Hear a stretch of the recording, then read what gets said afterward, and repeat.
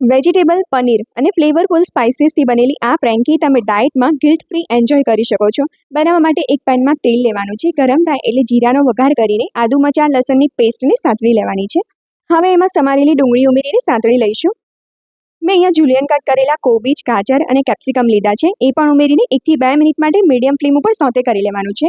સ્વાદ પ્રમાણે મીઠું, મરી પાવડર, ઓરેગાનો અને લાલ મરચું ઉમેરીશું. બરાબર મિક્સ કરીને છેલ્લે એમાં સમારેલી કોથમીર અને ફ્રેશ પનીર ઉમેરવાનું છે અને ગેસ બંધ કરીને સ્ટફિંગને ઠંડુ થવા દઈશું.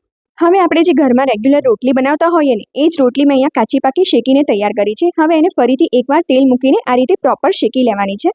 કોથમીર ફુદીનાની ચટણીને દહીં સાથે મિક્સ કરી છે. એને રોટલી પર સ્પ્રેડ કરી દઈશું.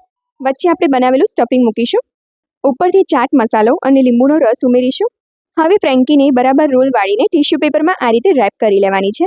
તો જે લોકો તમને એમ કહેતા હોય ને કે મારાથી ડાયટ નથી થતું, તો આ રેસીપી એ લોકોને સેન્ડ કરી દો.